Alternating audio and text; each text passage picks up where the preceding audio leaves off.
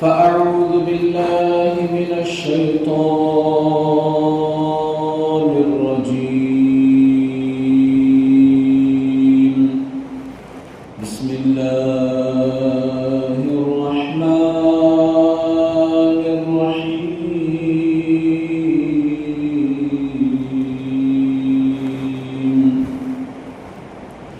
ألا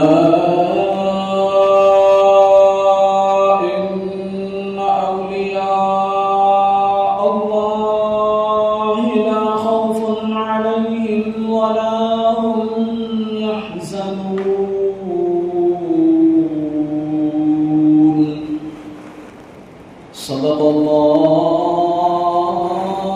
العظيم وصدق رسوله النبي المتين الكريم ونحن على ذلك لمن الشاهدين والشاكرين والحمد لله رب العالمين.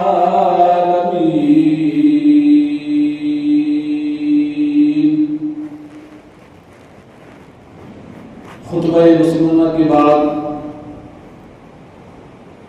جس آیت کریمہ کی تلاوت کا شرف حاصل کیا، اس سے متعلق کچھ معروضات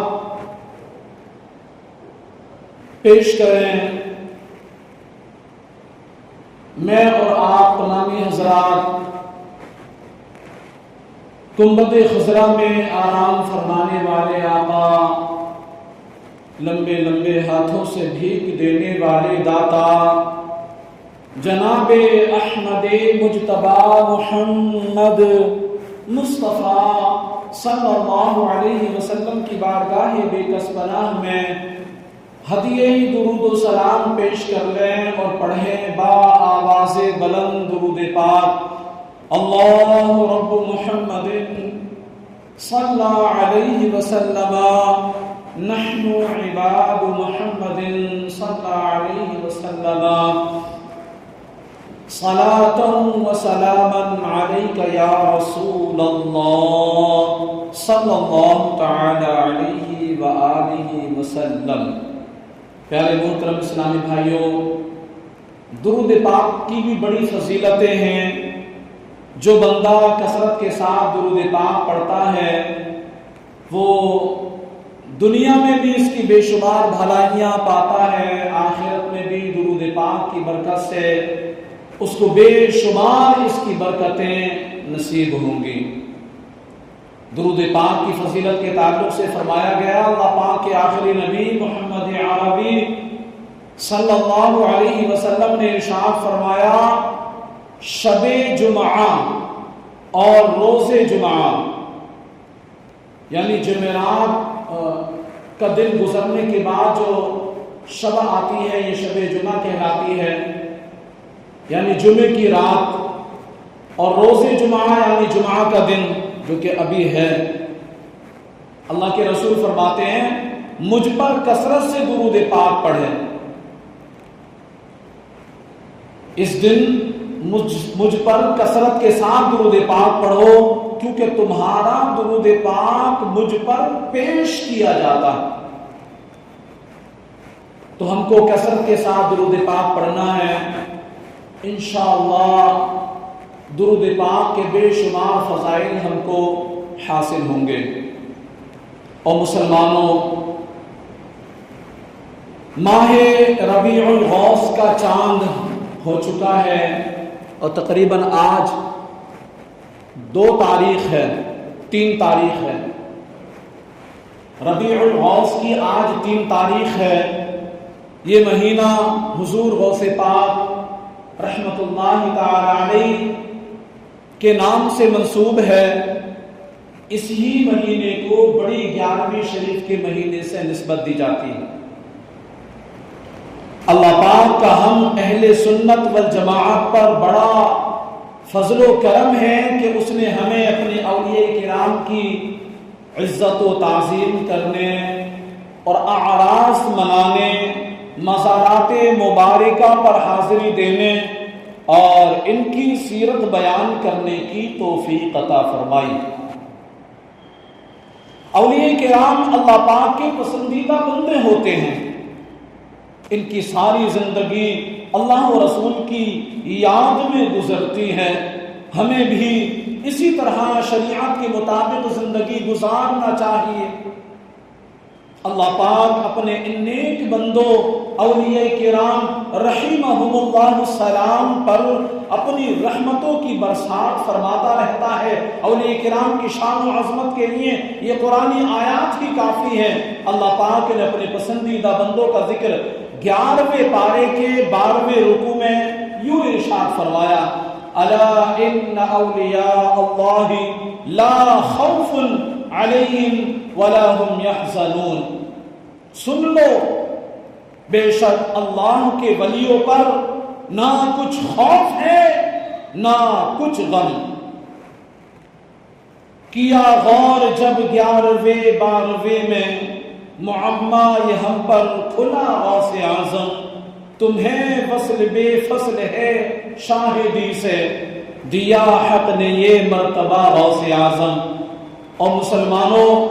غوث اعظم کا مرتبہ بڑا عظیم مرتبہ ہے، بہت بلند مرتبہ ہے۔ صحابی ابن صحابی، جنتی ابن جنتی، حضرت سیدنا عبداللہ بن عباس رضی اللہ تعالیٰ عنہما اس آیت کی تفسیر میں فرماتے ہیں، اولیاء کرام پر دنیا میں کوئی خوف نہیں ہوتا، وہ بے خوف ہوتے ہیں، نہ ہی وہ آخرت میں غمگین ہوں گے، بلکہ اللہ پاک خوشی و عزت کے ساتھ ان کا استقبال فرمائے گا اور انہیں ہمیشہ رہنے والی جنتیں عطا فرمائے گا۔ اے غوث اعظم کے دیوانوں، ماہ ربیع الاخر میں یوں تو بزرگوں کے عرس بھی ہیں، مگر یہ مہینہ حضور غوث پاک سے خاص نسبت رکھتا ہے، اور اس مہینے کی 11 تاریخ کو حضور غوث اعظم رحمت اللہ تعالی علیہ کا عرس شریف منایا جاتا ہے۔ پوری دنیا کے اندر عاشقان غوث اعظم آپ کے عرس مناتے ہیں، آپ کے نام سے لنگر لٹاتے ہیں، آپ کے نام سے محفلیں منعقد کرتے ہیں، آپ کی منقبتیں پڑھتے ہیں، آپ کے قصے سناتے ہیں، اور آپ کے نام سے آپ کا نام کا وسیلہ دے کر کے دعائیں مانگتے ہیں، اور اللہ پاک آپ کے نام کی برکت سے عاشقان غوث کو نوازتا بھی ہے، ان کی مشکلوں کو بھی دور فرماتا ہے۔ ہمارے پیارے پیارے پیر و مرشد سیدی حضور غوث پاک رحمت اللہ تعالی علیہ بہت بڑے ولی اللہ، بلکہ ولیوں کے بھی سردار تھے۔ آپ کا مبارک نام عبد القادر، کنیت ابو محمد، اور القابات محی الدین، محبوب سبحانی، غوث الثقلین، غوث العظم وغیرہ ہیں۔ آپ رحمت اللہ علیہ 470 ہجری میں بغداد شریف کے قریب قصبہ جیلان میں رمضان المبارک کی 1 تاریخ کو پیدا ہوئے۔ آپ رحمت اللہ علیہ ابو جان کی طرف سے نواسہ رسول امام حسن مجتبی رضی اللہ عنہ کے 11ویں پوتے ہوتے ہیں، اور امی جان کی طرف سے امام علی مقام امام حسین رضی اللہ تعالیٰ عنہ کے 12ویں پوتے ہوتے ہیں۔ علامہ علی قاری رحمت اللہ علیہ نے آپ کی امی جان کی طرف سے آپ کا نسب شریف یہی بیان کیا ہے۔ اعلیٰ حضرت رحمت اللہ تعالیٰ علیہ بارگاہ غوثیت میں یوں عرض کرتے ہیں، واہ کیا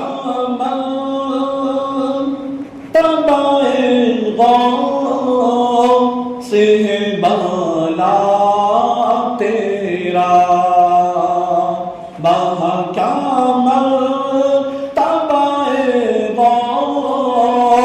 سے بالا تیرا، اونچے اونچوں کے سروں سے قدم لا تیرا، اونچے اونچوں کے سروں سے قدم مولا تیرا وہاں کیا مرتبہ غوث مولا تیرا اور سر بھلا کیا کوئی جانے کیسا تیرا سر بھلا کیا کوئی جانے کیسا تیرا اولیاء ملتے ہیں آنکھیں وہ ہے تلوار تیرا اولیاء ملتے ہیں آنکھیں وہ ہے تلوار تیرا وہاں کیا مرتبہ غوث مولا تیرا اور نہ باوی نہ نبی فصل بطولی گلشن نہ باوی نہ نبی فصل بطولی گلشن حسنی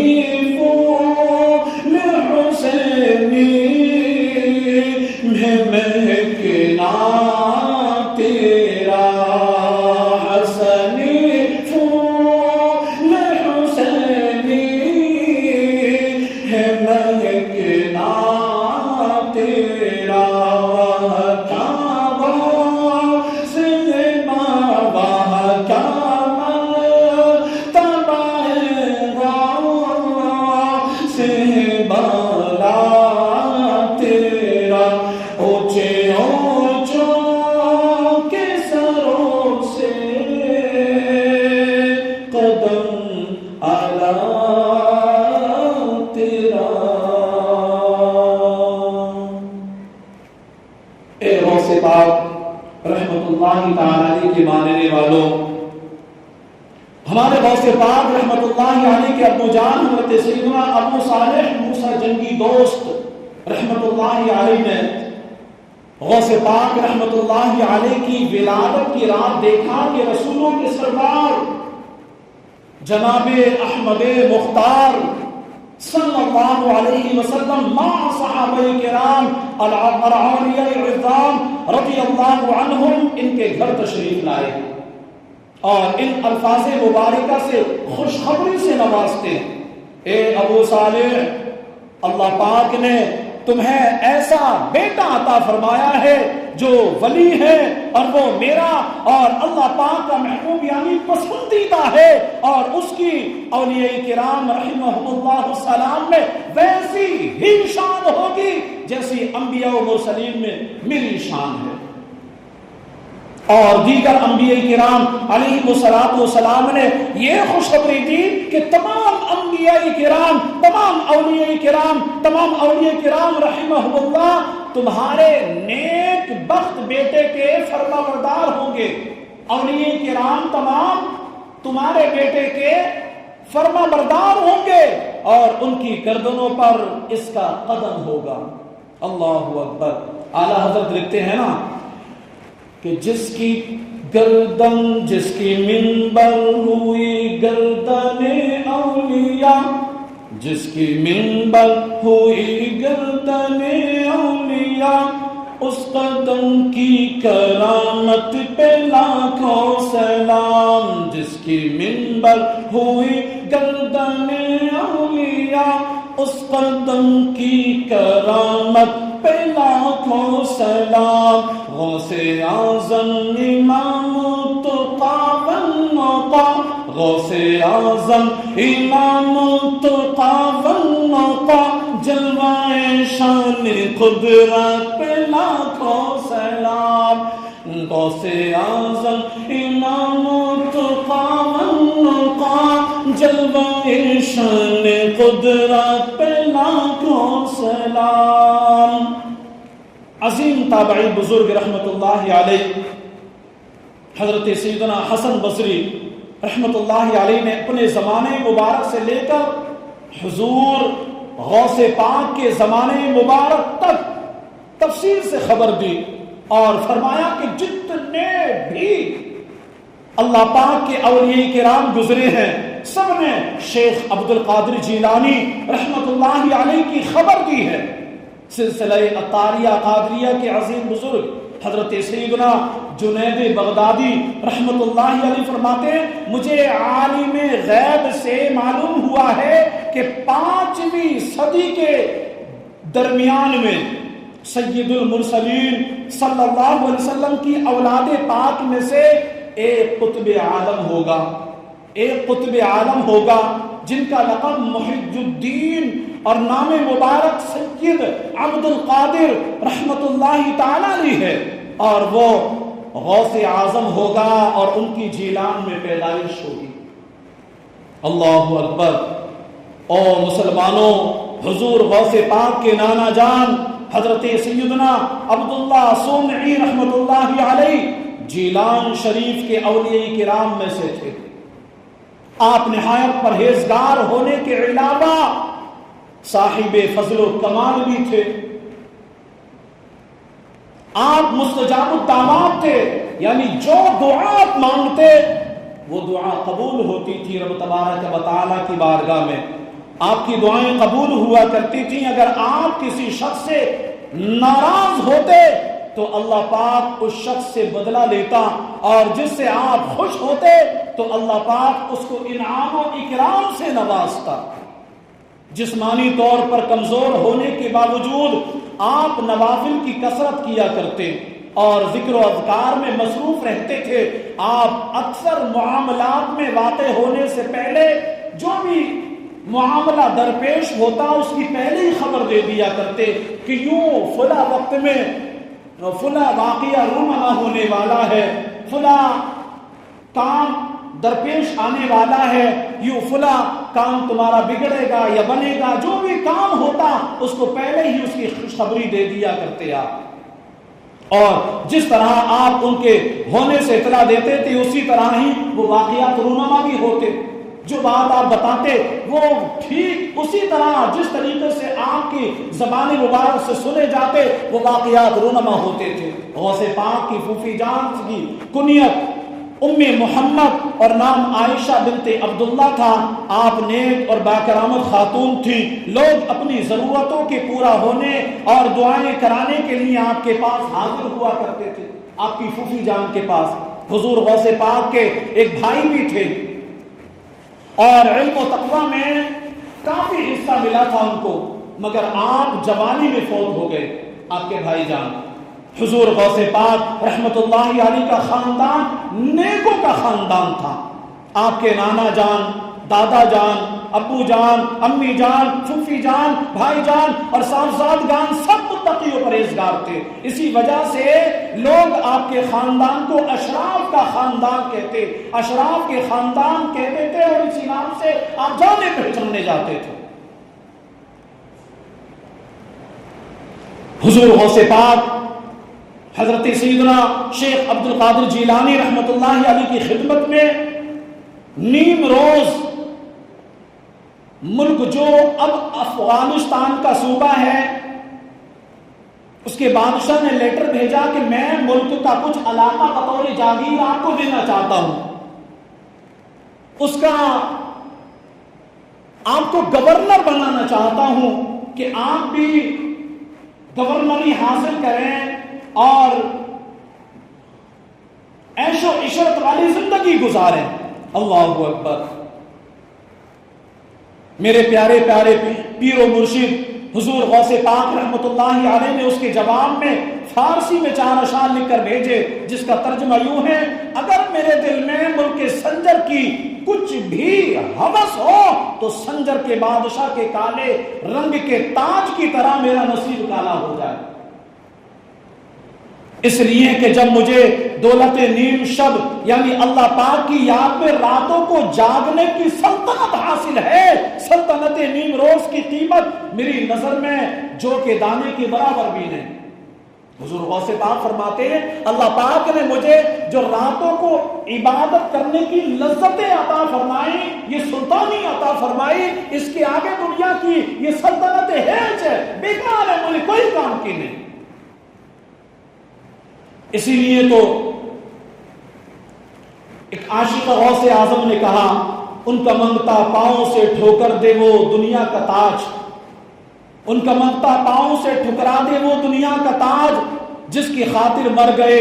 منعم رگڑ کر ایڑیاں۔ غوث پاک کے دیوانوں، ہمارے پیارے پیارے پیر و مرشد حضور غوث پاک رحمت اللہ علیہ بہت زیادہ عبادت و ریاضت اور قرآن کریم کی تلاوت فرمایا کرتے تھے۔ منقول ہے کہ آپ 15 سال تک، ایک دو دن نہیں، 15 سال تک رات بھر میں ایک قرآن پاک ختم کرتے رہے، 15 سال تک مسلسل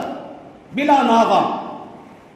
اور آپ روزانہ 1000 رکعت نفل ادا فرماتے تھے۔ لاؤ کوئی مثال ہو تو ایسے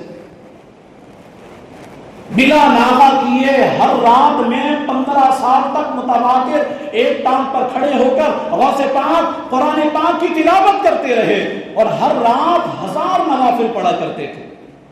اور ایک رات جب آپ نے اپنے معمولات کا ارادہ کیا، یعنی معمولات کے مطابق جب عبادت کے لیے اٹھے، تو نفس نے سستی کرتے ہوئے تھوڑی دیر سو جانے اور بعد میں اٹھ کر عبادت کرنے کا مشورہ دیا۔ جس جگہ دل میں یہ خیال آیا تھا، اسی جگہ اسی وقت ایک قدم پر کھڑے ہو کر آپ نے ایک قرآن کریم ختم کیا، ایک قرآن کریم ختم کیا۔ ہو سکتا ہے کسی کے ذہن میں یہ سوال پیدا ہو، بزرگان دین اتنی زیادہ عبادت کیسے کیا کرتے تھے، کیسے کیا کرتے تھے؟ تو اس کا جواب یہ ہے، نیک بندوں کے دل محبت الہی اور پرہیزگاری سے آباد ہوتے ہیں، یہ اپنے دلوں سے دنیا کی محبت نکال دیتے ہیں، ان کی روحیں ذکر الہی کے بغیر بے چین و بے قرار رہتی ہیں، اس لیے وہ ہر لمحہ یاد الہی میں مصروف رہتے ہیں۔ اور یہ وہ مقام ہے، یہ مقام عبادت و ریاضت میں سخت محنت کرنے سے حاصل ہوتا ہے، کہ جب بندہ بہت زیادہ محنت و مشقت کرتا ہے، جستجو کرتا ہے، مجاہدات کرتا ہے، تب اللہ پاک یہ مقام اس کو عطا فرما دیتا۔ سوشل میڈیا کی ایک پوسٹ کچھ تبدیلی کے ساتھ یہاں بیان کی جاتی ہے، جس میں کسی نے کچھ یوں چوٹ کی تھی، آج جس طرح لوگ ساری رات سوشل میڈیا پر چیٹنگ کرنے، ویڈیوز دیکھنے وغیرہ میں گزار دیتے ہیں پوری رات، اور بارہا تھکن و قوت کا اظہار تک نہیں ہوتا، ان کو تھکن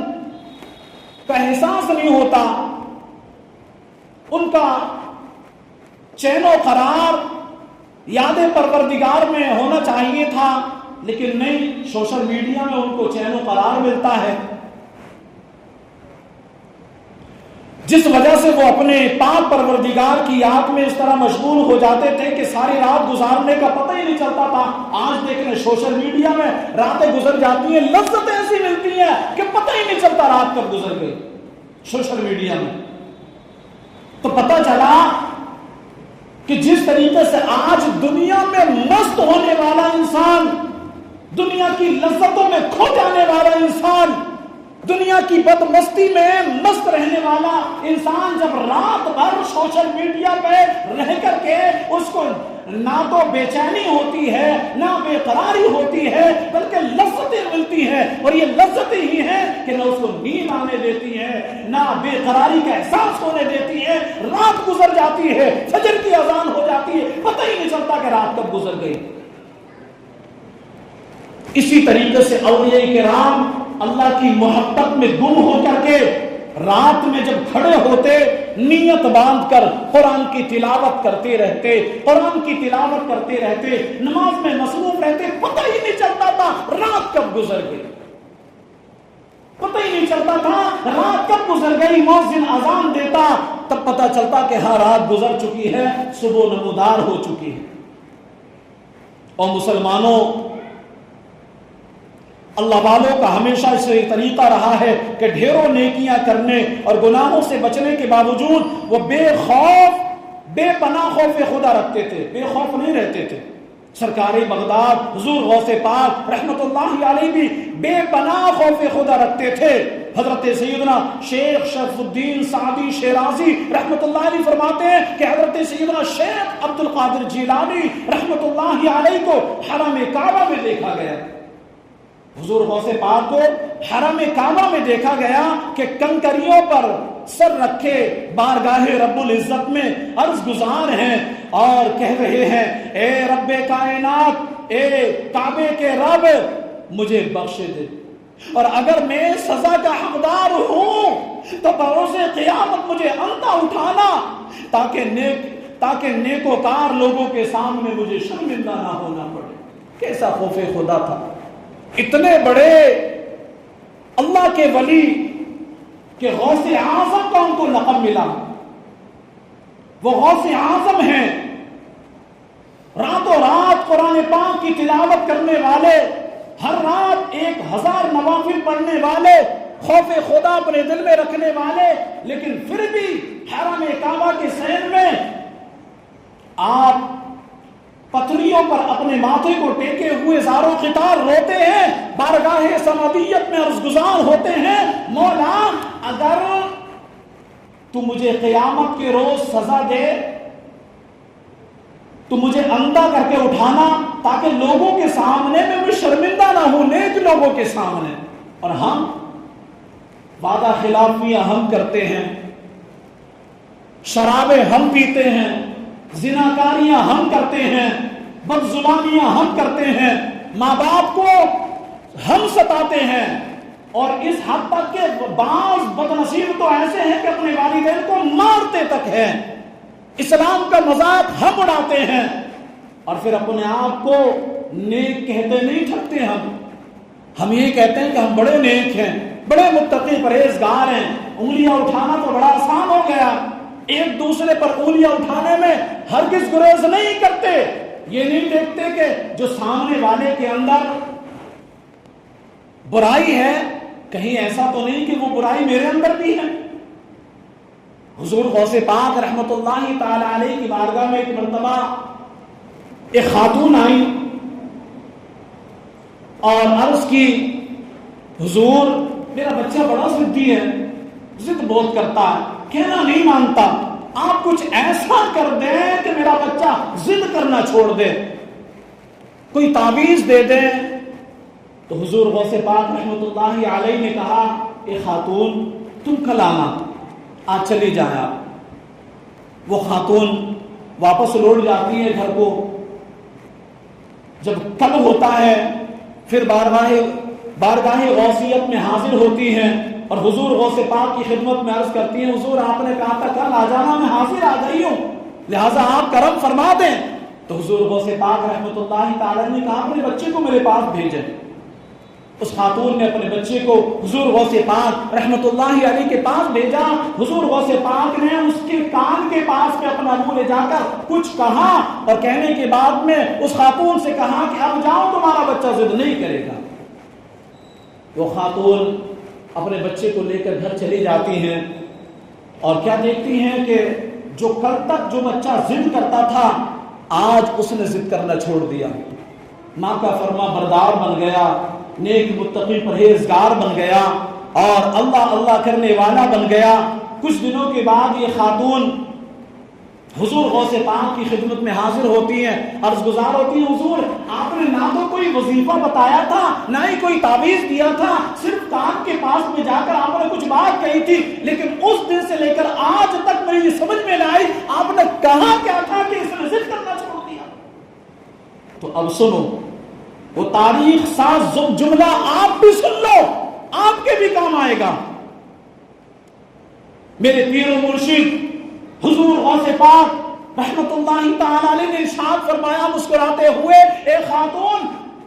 جب میں نے تم سے کہا تھا کہ کل تم اپنے بچے کو لے کر کے آنا، تو کیونکہ کل تک میں بھی گڑ کھایا کرتا تھا، تمہارا بچہ گڑ کی بہت زیادہ ضد کرتا تھا نا، تو کل تک میں بھی گڑ کھایا کرتا تھا، لہٰذا میں نے پکی نیت کر لی، پکا ارادہ کر لیا، آج کے بعد گڑ نہیں کھانا۔ اور اس کے بعد میں پھر جب کل ہوا تو کیونکہ میں پکی نیت کر چکا تھا، اس کو چھوڑ چکا تھا، اور لہٰذا میں نے خود عمل کیا، اور عمل کرنے کے بعد میں اب تمہارے بچے سے میں نے کہا بیٹا ضد نہیں کرنا گل کھانے کی، ماں سے ضد نہیں کرنا، پریشان نہیں کرنا، بلکہ فرما بردار بن جاؤ، ماں کے فرما بردار بن جاؤ، رب تبارک و تعالیٰ کے فرما بردار بن جاؤ، بس میں نے اتنا ہی کہا تھا۔ اللہ اکبر۔ تو پتا چلا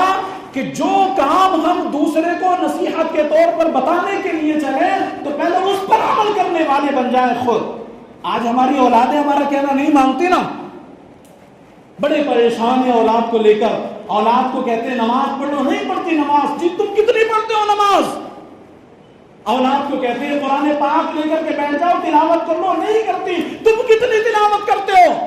اولاد کو کہتے ہیں کہ وہ فلاں جو لڑکے ہیں، وہ فلاں محلے کے لڑکے، وہ بدماش ہے، وہ درست نہیں ہے، ان کی صحبت تمہارے لیے ٹھیک نہیں ہے، مت جاؤ، تم کتنی اچھی صحبتیں پاتے ہو، ذرا تم تو بتاؤ۔